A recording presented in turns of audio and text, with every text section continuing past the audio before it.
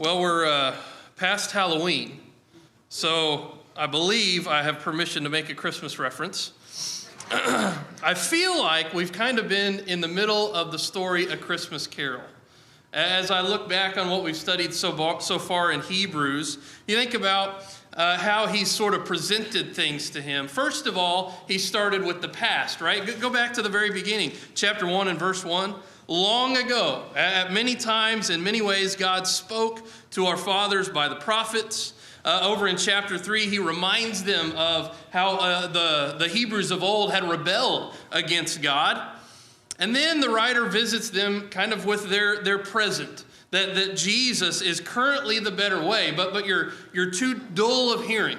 You're too sluggish to understand. And what you're trying to do is you're trying to go back to the past. But he says, stay in the present. Stay with Jesus. Jesus is the great high priest. And he also says that Jesus will be so forever. He talks about eternal salvation. He talks about the future to be had if we stay with Jesus. But he also talks about the eternal judgment we saw in chapter 6 and verse 2 last week. And we're going to end up a certain way. He talks about in chapter 6 this idea of fallen, of a barren land with thorns and thistles. We're going to end up being burned. We're going to end up this way and left out. And so Scrooge, is this what you want your future to be? He's almost presenting it like that. Hebrews, is this what you want your future to be? But like Scrooge, Hebrews, the readers of the day as well as us, we have an opportunity to change our future. And so this is kind of where we pick up in chapter 6. We're going to study verses 9 through the end of the chapter, through verses 20 tonight. And he says here, though we speak in this way, yet in your case, beloved, we feel sure of better things, things that belong to salvation. For God is not unjust so as to overlook your work and the love that you have shown for his name in serving the saints as you still do. And we desire each one of you to show the same earnestness, to have the full assurance of hope until the end, so that you may not be sluggish, but imitators of those who through faith and patience inherit the promises. For when God made a promise to Abraham, since he had no one greater to swear by whom to swear, he swore by himself, saying, surely I will bless you and multiply you. And thus Abraham, having patiently waited, obtained the promise. For people swear by something greater than themselves, and in all their disputes an oath is final for confirmation. So when God desired to show more convincingly to the heirs of the promise the unchangeable character of his purpose, he guaranteed it with an oath, so that by two unchangeable things, in which it is impossible for God to lie, we who have fled for refuge might have strong encouragement to hold fast to the hope set before us. Verse 19. We have this as a sure and steadfast anchor of the soul, a hope that enters into the inner place behind the curtain, where Jesus has gone as forerunner on our behalf, having become a high priest forever, after the order of Melchizedek. So that's what we're going to look at tonight. Any thoughts before we get specifically into the verses? What do you think? What do you think he's really trying to say here at the end of this chapter? What do you find interesting? What stands out? Well, he's been kind of negative to this point. Now he's transitioning to that positive. Yeah, he's really been hitting them hard. Very negative. Using words like dull and sluggish and, hey, wake up, listen. And now he kind of transitions a little bit more positive, which is interesting because usually Paul does the reverse. We're assuming this is Paul. Usually the writer of the New Testament, Paul, many of those letters are his. He kind of does the opposite. He encourages and then he kind of hits them. So this is kind of an interesting reverse. Other thoughts, verses 9 through 20. What exactly are the two unchangeable things? That's a great question. That's one of the things that confused me most in this study. The way it's worded, it kind of doesn't, you think the two things are after that phrase, but it doesn't really list two things. So what are the two things? We're going to talk about that. That's a great question. Any other thoughts or questions? Just the encouragement in verse 10, for God is not unjust to overlook the love that you've shown to the saints. Mm. God knows, he's fully aware of the good things you've done. Right. Not only has he noticed your sluggishness and your need to grow, but he's also seen the good things that you've done. Yeah, very good. Okay, so let's start with verse 9, Hebrews 6 and verse 9. Though we speak in this way, right? He had just really gotten onto them, the barren land idea. Though we speak in this way, yet in your case, beloved, we feel sure of better things, things that belong to salvation. So all the things he said so far, things about falling away, things about, you're trying to go back to the past and you need to stay with Jesus, about continually crucifying the Son of God, being burned as a useless field. He says all those things, and now he says, but those things aren't true yet. Those things don't describe you yet. This is just what it could be. This is that future, Scrooge, that you could end up like that, but you're not there yet. You have a chance. You have an opportunity to repent. So the ones receiving this letter are not beyond saving. He's not made that point. The author still has confidence in his readers. So another way to kind of put it is we're confident of better things than you're falling away, better things like salvation, he says in verse 9. Verse 10, Jerry, go ahead. Well, it's, in the previous part of that, we were talking about if a person has left the enlightenment of the word. Verses before that. But then he comes back and says, there's hope even for those who, now there's hope. I mean, he's encouraging. How can you, why is someone left behind? Because the enlightened person, it is impossible who once has been enlightened. Yes, we talked about that last week. Let me rephrase the question to make sure I understand. Why can a person get to a position where it's impossible for them to be penitent? Yes, that's correct. How is that possible? That somebody could... It's possible if everyone should be subject to his grace. Right.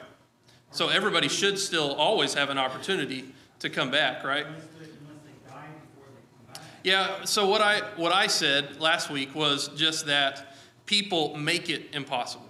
So the writer's not saying that it's impossible on God's part. It's always possible on God's part. He will accept any penitent person who's willing to submit to him at any time before their death. So he's talking about somebody who's put themselves in a position that, well, what does he say before that about receiving the blessings of God? You've experienced everything God has to offer, and you say no to that, or you give that up and you go back to the old way. You give that up and you go back to your sin, whatever the case is. Well, then what else could God offer you?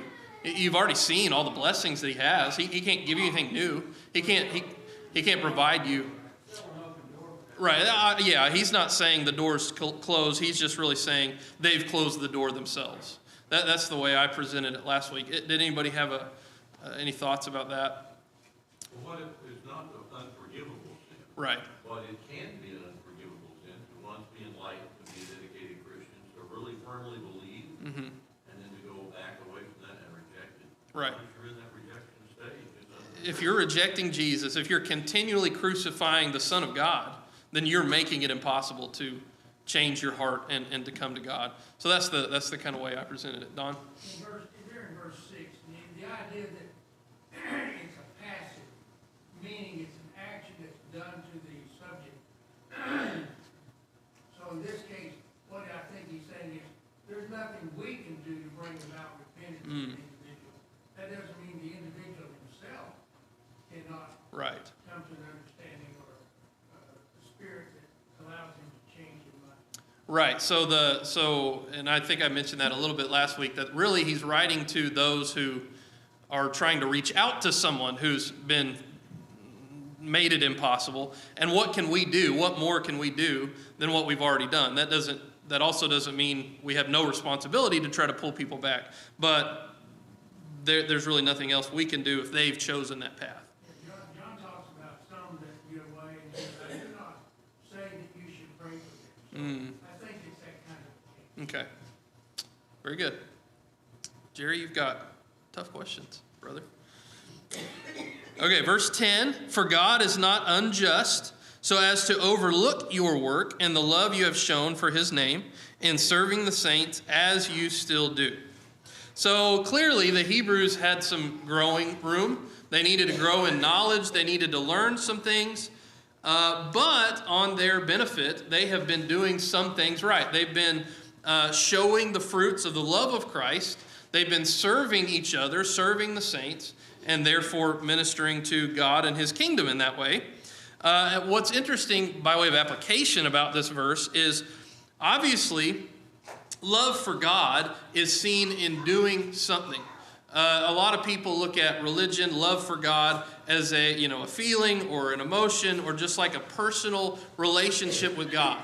Now, obviously that's there, but this verse presents love for God in an action form, in a way of serving others. And of course, we know that's true.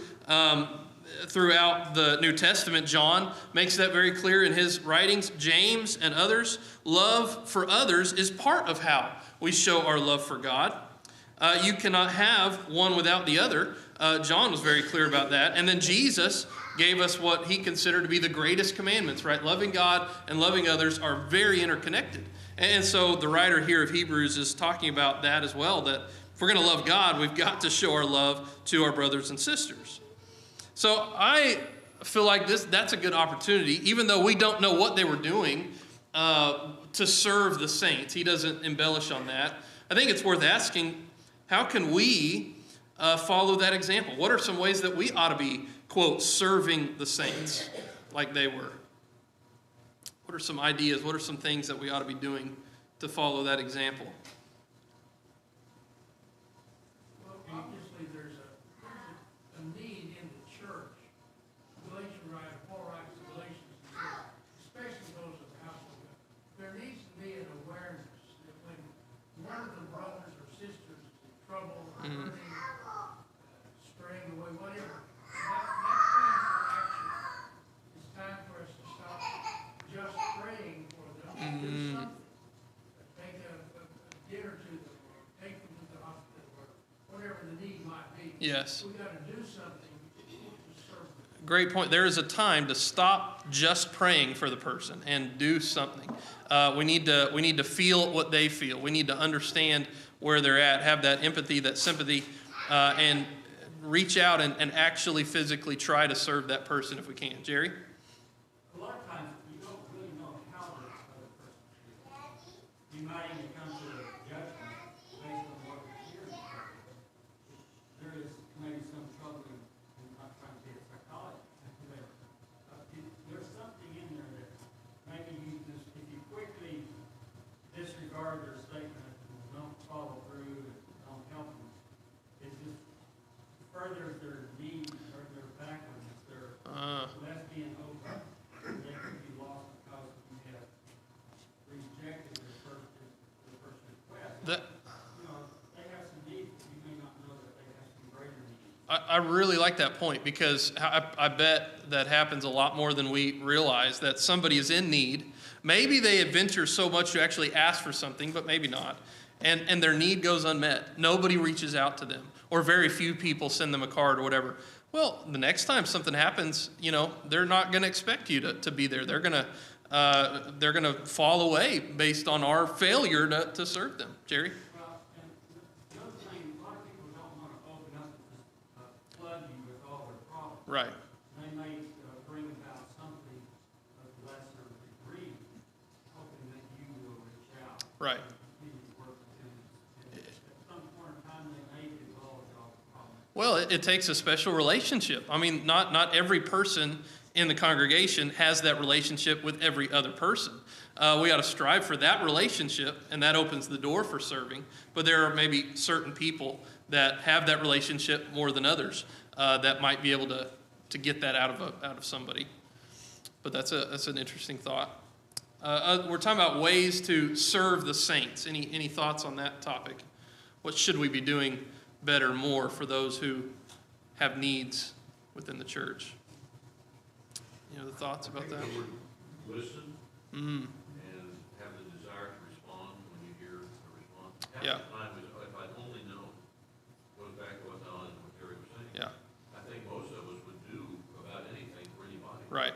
But and they tell us of a difficulty that we experienced, and we will say, at least in our mind, if I'd only known. Mm. So They're not going to just come out and say it, but if we listen, there are subtle hints. I think we can come up with ways.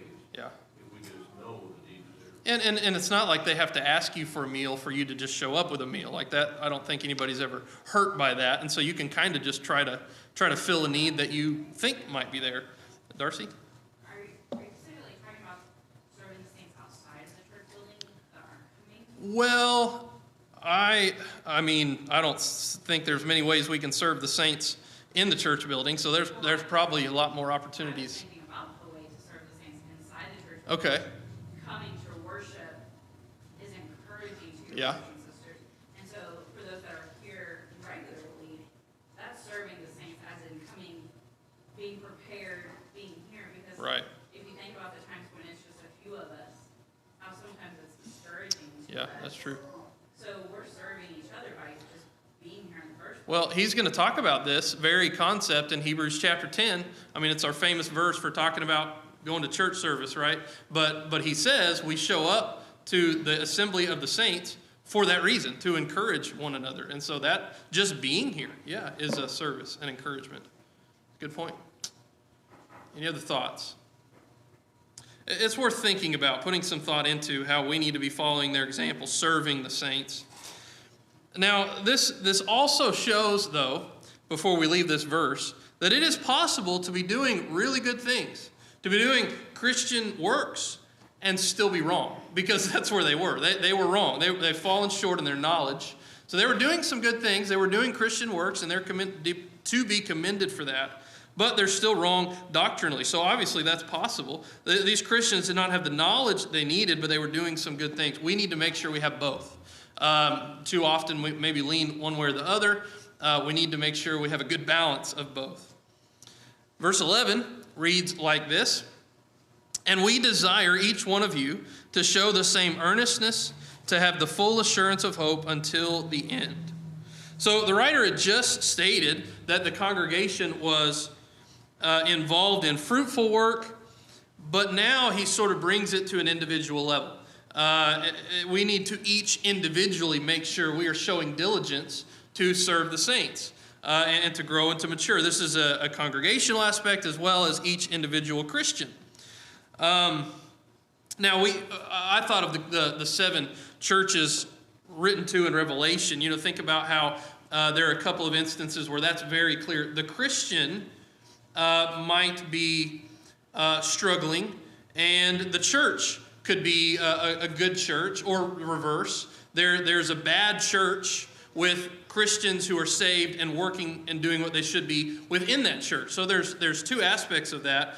You can have a congregation who's faithful, but individuals within it are not faithful Christians, or vice versa. One is not saved just because he is a member of a strong scriptural congregation. And so I like that point based on this verse as well. The word hope obviously is a very key word throughout this letter. And of course, we use hope in a much different way that he meant. Hope is always an expectation of fulfillment, here specifically about the promises of God. He's going to go into that in more detail. The subject of hope he brought up in chapter 3. He's actually going to use that as a very important theme just a little bit later in one of the more famous chapters of Hebrews, chapter 11. But the whole concept of Christianity falls to this 4-letter word, really. The reason for being diligent. I mean, everything we do is because of our hope. It's because we have that based on the promises of God. And he says that we have to have it unto the end. We have to have this diligence. We have to have this hope. And we can't ever waver from that or let that go. We have to have it until the end. He had said something very similar back in chapter 3, verse 6. "But Christ is faithful over God's house as a son, and we are his house if indeed we hold fast our confidence and our boasting in our hope." We have to hold on to it. We have to hold on to it. Verse 14. "For we have come to share in Christ if indeed we hold our original confidence firm to the end." So whatever we do, whatever we're doing right, with our diligence, with our hope, we have to hold on to that. We never give up. We never retire. We never let that go. We have to continue throughout our Christian life unto the end. John, go ahead. Strong says that the hope is an expectation based on trust. Yes, an expectation based on trust. Very good.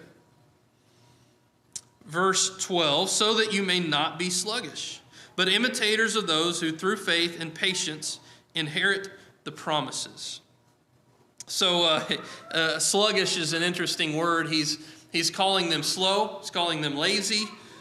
He's calling them careless. These are not good things. This word is not pleasant. It's the same word he had used back in chapter 5, verse 11. About this we have much to say, and it's hard to explain since you become dull of hearing. Same concept there.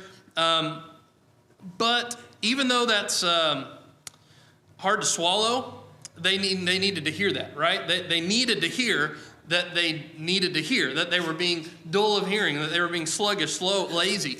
Sometimes don't we need to hear that? I mean, it's not fun, it's not pleasant for somebody to tell us that, but we need to hear that sometimes. If that's true, if that's the reality, then we need to be told that by a loving brother, and the writer of Hebrews was doing his job, telling them what they needed to be here. Don't be so unconcerned with your Christianity. Don't be so unconcerned with your soul, with your walk with God, that you just fail to grow. Don't be lazy. Don't become complacent. And that's a good reminder for each of us as well. So how? How do they do that? How do they keep from becoming lazy? How do they turn around? How do they repent from that? How do they grow again? Well, he uses the concept of imitating. He says, imitate those who through faith and patience inherit the promises. Well, you can look in chapter 11 and get more specific details on who he thinks ought to be imitated. And so he'll pick up more on that idea later. But we also, more than biblical examples, I think surely in any given congregation, surely there are some among us that ought to have just this very thing, a faith and a walk with God, a patience worthy of imitating. And so more than just looking to people that we've never met, listed in Hebrews chapter 11, those of old, even those in the New Testament, whatever it is, we can look around among us. Surely there are some that have this kind of faith, this kind of patience. And more than that, we ought to strive to be that person. We ought to strive to be the one who others should imitate while we imitate Jesus.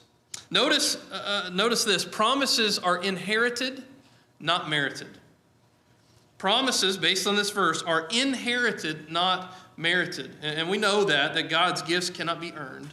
But he's very clear that those things are inherited. They are given.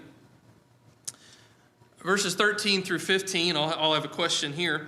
For when God made a promise to Abraham, since he had no one greater by whom to swear, he swore by himself, saying, surely I will bless you and multiply you. And thus Abraham, having patiently waited, obtained the promise.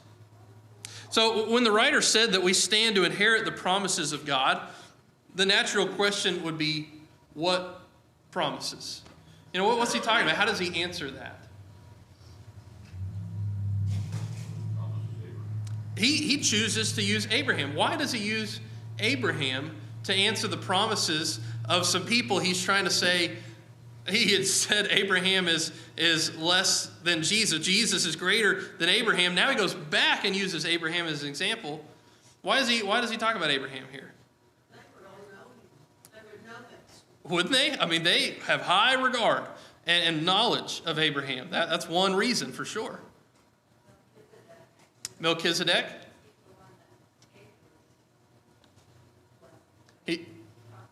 Right, so Melchizedek showed up at the end of chapter 5, and then at the end of chapter 6, he'll show up as well. So sandwiching that with the idea of Abraham. Genesis 14. I think the key word here is promises. The promises, God's going to keep his promises to Abraham, or the proof of that God's keeping his promises to Abraham, I think is really what's being looked at. Yeah. Not just Abraham the man, Right. but the promises that God made. He kept his promises to him, and he will keep his promises to us. Yes. It's just an easy example of someone who had faith and trust and patience, and God kept his promise with him. So why would you guys be any different, right? Any other thoughts? What promises? Why use Abraham as an example? Wouldn't the promises to Abraham be older than the promises to Israel? Wouldn't the promises of Abraham be older than the promises of Israel? Meaning, it's a better example because it dates back further? Is that kind of what you're saying? Because it's every Oh, because it's for everybody. Okay. Well, and maybe what you're meaning by that is, guess who is part of that promise? The people reading this, right? They came from that seed. They came from that promise. And so it is for everybody. Jerry? Did God promise Abraham the land of his own, the land he had never even seen, and what was that? Yeah. Yeah, God promised the land he didn't know, hadn't seen, and he left behind. He'll talk about it in chapter 11. He left behind everything he knew to go to something he didn't know. Yeah. Well, these people were pretty hung up on how great it was to be an Israelite. Mm-hmm. And, you know, God gave promises even before that. He Right. gave promises to Adam and Eve. Oh, yeah, yeah. And that's everybody. Right. There's nobody out from under those. I get your point now. So just because they're Israelites, just because they're Hebrews, they ought to think a little bit wider. They ought to go back and look. There are other promises other than just your focusing on the Israelite nation. Yeah. So it kind of narrowed it down. You've already mentioned these things, but it kind of comes down to three things. Abraham would have been very highly regarded, so he catches their attention. He would be a great example, an encouraging example to them, but also because of what Abraham did. Abraham relied on God. He trusted the promise of God. I mean, not just the land, but also his son Isaac and the offering there. All the whole story of Abraham is an example of trusting in God's promises and in things that would be impossible otherwise. I mean, having a baby at 100 years old, that's not going to happen outside of God, but he trusted in that. And then they themselves, as readers of this letter, Hebrews, were the very evidence that God's promises happened, because they wouldn't exist if the promises hadn't happened. So they should see how they need to continue to trust in God and move past all that into the new covenant. Christ, yes. Christ was the promise. So that's why they need to look past that, the more visual promises of Abraham, and see the blessing that they now are ignoring in Christ, certainly. For when God made a promise to Abraham, because he could swear by no one greater, he swore by himself. This actually occurred in Genesis 22, and I will say that I was a little confused. Many are confused on maybe what that means, because at least the way I grew up and sermons I've heard is you don't swear, right? You shouldn't, for any reason, based on passages like Matthew 5:34, James 5 and verse 12. But the reminder there is that those teachings are against false oaths, not necessarily all oaths, but false oaths. We are simply warned not to promise something we're not going to do. That's what those verses teach. But when God promised, he can swear, he can have an oath, because he's going to carry it out. He intends very much to do what he said he's going to do, and that therefore would not be a false oath. Hebrews 6 and verse 14 reads like this, saying, "Surely I will bless you and multiply you." So God's oath was made after Abraham's faith, after Abraham's willingness to offer Isaac, to leave his land, all the things that went into that. God's promise was contingent upon Abraham's obedience. And so in the same way, God is expecting them, he's expecting us to obey, and then the promises can be fulfilled as he swore. Verse 15, "And thus Abraham, having patiently waited, obtained the promise." So the promise was obtained by waiting patiently. Only by waiting, only by endurance did he receive any of the given promises that God had given him. Patiently, very key word, patiently Abraham greeted the promise of God as if it were already done, as if it were already carried out, as if there was no question to whether or not God was going to do it. He approached it like that. The promise, of course, as Todd brought out earlier, was that received through Jesus Christ. The problem for the readers is that they couldn't see it like that. They didn't see the true fulfillment of the promises given to Abraham. They were, well, as he so strongly said in this chapter, crucifying the Savior over and over, or at least they were on the verge of doing that. And so they had failed to see that was the promise. It's Jesus. Verse 16, for people swear by something greater than themselves, and in all their disputes an oath is final for confirmation. Meaning simply, when men make a solemn oath in order to settle a fact or covenant beyond controversy, what they're going to do is they're going to swear by the name of God. He's just sort of saying in general terms. But if God is going to swear, if God's going to make an oath, who greater than himself could he swear by? It's just a simple point, really not to be confused there in verse 16.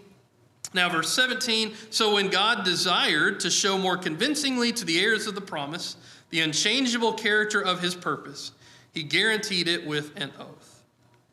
So let's talk about this verse. What do you think, having said all the things that he said, what does this verse mean? What's his point there?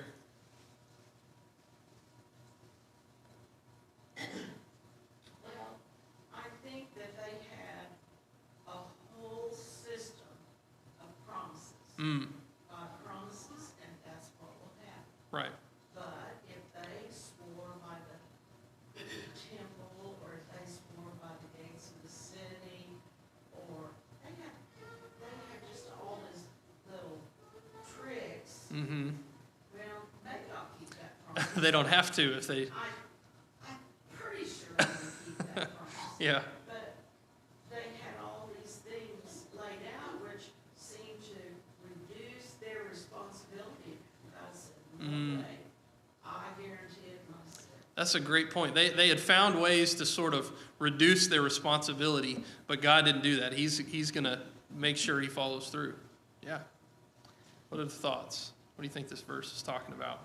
Well, he says he did that in order to show this to the heirs of the promise. That would be not only these people that he's writing to, but all of the ancestry of Abraham.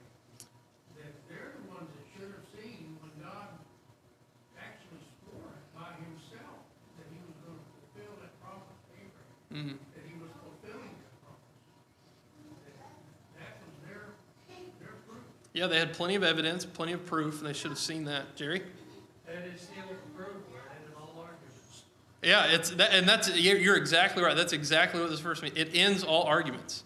He is trying to say this is a done deal, right? Yeah, that it's the seal, the final, the guarantee. That's exactly right. The oath God made between himself and man was to show more abundantly that his purpose is not changeable. His plan is immutable, was never going to change, and the readers and others are the heirs of the promise. They were the seed of Abraham.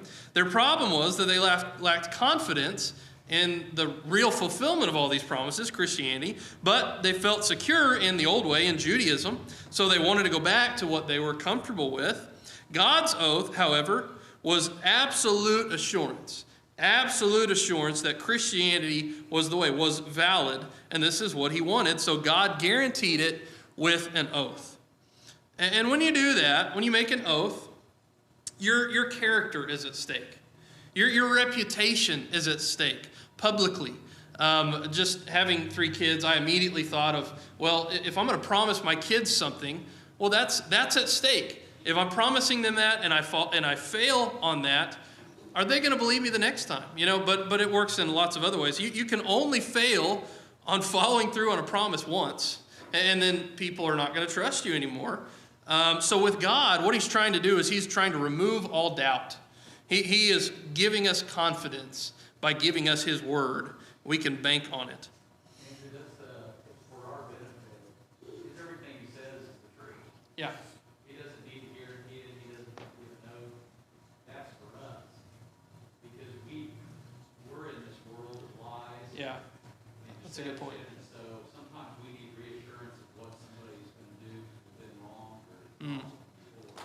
But God's not that way. Yeah, that really explains it. God doesn't have to give an oath. He doesn't have to promise what he says is going to happen, but he does that for our benefit because we, as feeble-minded people, need that extra assurance. And so he gives it.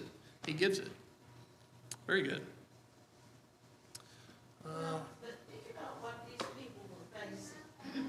He's trying to get them not to go back to Judaism because we don't even know where these people live. And they're pretty scared. Yeah.